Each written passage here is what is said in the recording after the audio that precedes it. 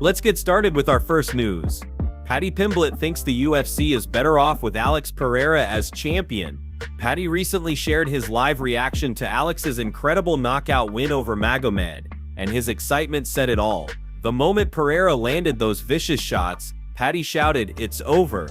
Oh my god, it's over already. Wow, that was fast." He couldn't believe how quickly the fight ended. Paddy pointed out that Magomed should have moved after those first strikes, saying, "Why didn't he move there though, lad? I thought he was gonna go for the single leg, wrestle up and recover, but he just never did." Paddy mentioned that he initially thought referee Herb Dean might step in early, but Pereira's power made that unnecessary. "Those elbows were lovely," he said. "He's just so strong, so powerful, my man." According to Paddy, having Pereira as champion is a massive win for the UFC. "It's definitely better for the UFC that he's champ," he said confidently. "More people are interested, more people want to watch him fight." Paddy believes Pereira brings star power and excitement every time he steps into the octagon, something that not every champion can do. He also talked about the future, saying it would be amazing to see Pereira move up to heavyweight and possibly become a double champ. "It'd be sick to see him go to heavyweight," Paddy said, "but I think he'll at least defend his light heavyweight belt again first." Paddy even mentioned Tom Aspinall, saying, "You never know, lad. Tom could beat his opponent and Pereira could be there, saying he wants to fight him next." He added that if Pereira ever goes up to heavyweight to face someone like John Jones, the grappling could be a big challenge, but it would still be an epic matchup to watch. Paddy wrapped it up by praising Pereira's dominance, calling him one of the most exciting champions the UFC has ever had.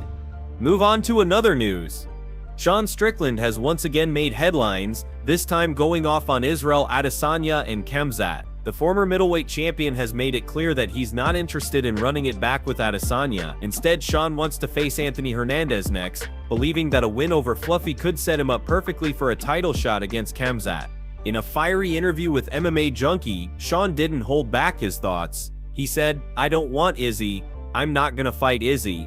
I think it's an easier fight for me, but I want to fight that little Chechen." Sean explained that his focus is now on fights that actually mean something for his career, not just money or hype. "I want to fight somebody like Fluffy. Fluffy puts me in title contention, especially with the way he fights. He's like the American Khamzat," Sean said confidently. Strickland went on to say that if he out-wrestled someone like Hernandez for 5 rounds, it would prove he's still one of the toughest in the division. "You go beat your cans and let me know when you're ready," he added, sending a direct message to other middleweights. Sean emphasized that he's not here to entertain rematches or drama, he's here for fights that push him toward the belt. He then took a harsh shot at Adesanya, saying, "Izzy, go paint your nails, go pet your dog, go be a superstar. I want to fight Khamzat." Sean made it sound personal, adding that he believes he's the only one who can beat Khamzat. "A lot of this feels like a personal vendetta because I'm the only one who beats him," he said. "Khamzat knows this. His camp knows this. Everybody knows this." Sean even mentioned that he's trained and wrestled with the same type of guys Khamzat dominates in the octagon, and that's why he's confident in his chances. "He's gonna steamroll most of them," Sean said, "but not me. I've been in there with wrestlers tougher than him." Rumors have already started swirling about Sean possibly being next in line if Khamzat wins the title, and with this statement, he's made it clear he's ready to go to war for that belt. Move on to another news. Sean O'Malley says he's the only fighter who can beat Merab. Despite losing to him twice, Sean still believes he's the only bantamweight in the world capable of ending Merab's reign of dominance. Speaking confidently about his chances, Sean explained that beating Merab isn't about matching his pace or cardio, it's about landing the perfect shot. "To beat Merab, you just have to land that shot," Sean said. "You've got to be able to snipe him. He's getting a little bit more reckless now, and the more confident he gets in his striking, the more gaps he leaves open to be caught." According to Sean, Merab's aggressive pressure and volume might be his greatest strengths, but they're also his biggest weaknesses when it comes to facing someone with O'Malley's precision and timing. Sean admitted that Merab is one of the toughest fighters in the division, but he's convinced that no one else has the skill set to actually finish him. "I don't really see anyone being able to beat him," he continued. "I do think I'm the only one. I hate to say it, but I'm the only one who can beat him." He acknowledged that to get another shot at the title, he first needs to earn it back. "They gave me a shot at the Lighthouse before," he said, referring to his previous title fight. Now I've got to go out there and get some wins. I've got to prove myself again. Sean made it clear that he's not running from the challenge, he's embracing it. Despite giving credit to Merab for being nearly unstoppable, O'Malley believes that the only way to defeat him is by knocking him out cold. He needs to be clipped, Sean said. He needs to be knocked out and put to sleep to beat him, and I just don't really see anyone other than myself being able to do that. O'Malley's confidence remains as high as ever. He knows the road back to the top won't be easy, but he's ready to take on whoever stands in his way. And when it comes to Merab, Sean isn't just talking about revenge, he's talking about redemption. Move on to another news. Bisping recently opened up about what it truly feels like to be completely dominated inside the octagon, just like Magomed was against Alex B over the weekend. According to Bisping, that kind of loss doesn't just hurt your record, it crushes your spirit. It makes you question every single choice you made in the months leading up to that fight. He said that when something like that happens, it feels as though all the hours of training, sacrifice, and preparation were absolutely pointless. He shared that someone once asked him, what goes through the mind of a fighter when you get beaten like that? And Bisping explained it perfectly. He said that fortunately for Magomed, he's not one of those social media darlings who spends every day online chasing attention, doing endless interviews, or hopping from one podcast to another. Instead, he's the type who'll take his paycheck, go back home to Dagestan, and disappear for a while. And honestly, Bisping believes that's exactly what a fighter needs after suffering that kind of defeat: complete silence and time to mentally heal. Because that kind of loss hurts deeply. It's not just physical pain, it's emotional, mental, and spiritual. You start to think, why did I even bother training? You replay every sacrifice in your head, all those nights you skipped hanging out with friends, the birthday dinners you missed, the food you couldn't eat, the sleep you lost. You tell yourself, no, I've got a big fight coming up, I can't risk it. You spend months living like a monk, pushing your body to the edge, all for that one night under the lights. And then to get finished in just 80 seconds? It's devastating. Bisping explained that in moments like that, a fighter can't help but feel like they might as well have done nothing, partied, eaten whatever they wanted, stayed out late, lived carelessly, because the outcome couldn't have been any worse. That's the cruel irony of this sport. You can give everything, and it still might not be enough. He even joked about the Jon Jones method, pointing out how Jon somehow continues to deliver incredible performances time and time again despite all the chaos in his life. But for most fighters, that kind of dominance loss hits hard. It's not just a defeat in the cage, it's a blow to your confidence, your identity, and your purpose. Bisping made it clear being dominated like that is more than just losing a fight. It's a psychological war that leaves scars far deeper than any bruise or cut. Coming back from it takes time, patience, and an unbreakable will to fight again, not just your opponent but yourself. Move on to another news. Roja Jackson is now facing up to 4 years in prison following a shocking and violent altercation that left professional wrestler Psycho Stu seriously injured. According to multiple reports, Roja has been hit with 2 criminal charges, one for felony battery causing serious bodily injury, and another for misdemeanor battery. Prosecutors allege that during the altercation, Roja not only slammed Stu to the ground but also punched him in the face more than 20 times, continuing his assault even after Stu had lost consciousness. Authorities have since confirmed that they plan to pursue a sentencing enhancement due to the severity of Stu's injuries, which could significantly increase Raja's punishment if convicted. The entire incident, which reportedly took place last month outside a private gym facility, was described as brutal, unexpected, and completely unprovoked. Several witnesses at the scene said that what started as a heated argument quickly spiraled out of control. Before anyone could intervene, Raja had already taken Stu down and unleashed a barrage of punches that left him unrecognizable. The aftermath of the attack was horrific. Psycho Stu was immediately rushed to the hospital, where doctors treated him for multiple broken teeth, deep cuts, and heavy facial trauma. His family later revealed that he suffered injuries to both his upper and lower jaws, a severe laceration across his upper lip, and a fractured maxilla bone, the main facial bone that holds the upper teeth.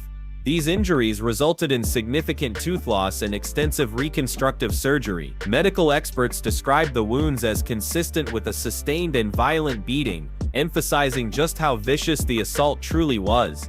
Raja was taken into police custody shortly after the incident and booked into county jail. However, he managed to post a $50,000 bond and was released pending trial. Despite being out on bail, legal experts believe he faces a tough road ahead. If found guilty, Raja could face up to 4 years in a state prison for the felony battery charge alone, plus an additional year for the misdemeanor, and with prosecutors seeking sentencing enhancements due to the extreme nature of the injuries, that prison time could easily increase.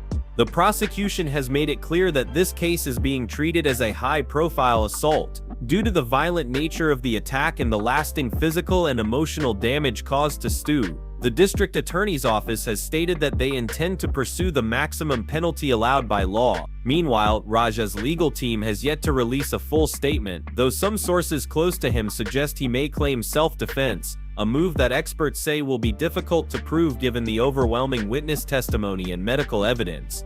The combat sports community has reacted with disbelief and disappointment. Many fans and fighters have expressed sadness over Raja's apparent downfall, calling it a tragic waste of potential. Once seen as a promising athlete with a growing reputation, Raja's career could now be in jeopardy. If convicted, not only could he lose years of his life to prison, but his future in professional fighting may be over for good. Move on to another news. Donald Trump has officially announced the date for the long-awaited UFC White House event, and it's set to take place on his birthday, June 14, 2026. During a recent public appearance, Trump revealed that the UFC will host a massive fight event right on the grounds of the White House. The announcement immediately sent shockwaves across both the political and sports worlds, marking what could become one of the most iconic crossover moments in UFC history. Trump stated, "On June 14th next year, we're going to have a big UFC fight at the White House, right at the White House, on the grounds of the White House." The crowd erupted as he shared the news, clearly thrilled by the idea of seeing some of the world's best fighters competing at one of the most famous locations on the planet. This event will be the first of its kind, blending the worlds of combat sports and American politics like never before. Sources close to the UFC say Dana White has been working closely with Trump's team to finalize the details, and the lineup is expected to feature some of the biggest names in the organization. While no official fights have been confirmed yet, early reports suggest it could include championship bouts and super fights designed to make the night truly historic. For Trump, hosting the UFC on his birthday isn't just symbolic, it's personal. He's been one of the UFC's most outspoken supporters for decades, standing by Dana White and the promotion even in its early days when few others did. Now, as the sport continues to grow worldwide, this event represents a full-circle moment for both men. If everything goes as planned, June 14, 2026 will be remembered as the night the UFC made history, bringing the octagon to the White House lawn for a once-in-a-lifetime spectacle. Move on to another news. Jiri Prochazka recently opened up about why he got emotional watching Alex Pereira defeat Magomed Ankalaev. During his appearance on the Ariel Helwani show, Jiri explained that his emotional reaction wasn't just about seeing Pereira win, it was about what that victory represented for his own journey. For Jiri, that moment made him realize there's now a real possibility of a churabi with Pereira, a third and final chapter in their rivalry. When asked why he got emotional, Jiri said, "It's not because I was so happy that Alex won, or that Ankalaev lost. It was because in that moment, I truly realized Pereira won, and that means there is a potential fight between me and him again. That means there's a third fight, a third chance for me to be successful." Jiri went on to say that this realization hit him deeply because he knows how much this potential fight would mean for his career and legacy. "This is something you have to win or nothing," he said with intensity. "When I realized that, I said to myself, man, that will be the biggest challenge of my life and I really want to win." He explained that his emotional reaction came from understanding the stakes. Every time he steps into the octagon, he knows he's taking huge risks, but for Jiri, that's part of the journey. "I know I'm taking a lot of risks in my fights," he said, "but I also know I'll find a way, whatever it takes." Jiri described his connection with Pereira as something beyond simple competition. It's about proving to himself that he can rise again, overcome the man who once beat him, and reclaim his place at the top. "It's about the warrior path," Jiri said passionately. "About the honor, about the fight for something greater than myself." He made it clear that if that trilogy fight happens, it won't just be another matchup, it will be the defining battle of his career. For Jiri Prochazka, facing Alex Pereira one more time isn't just about revenge, it's about redemption.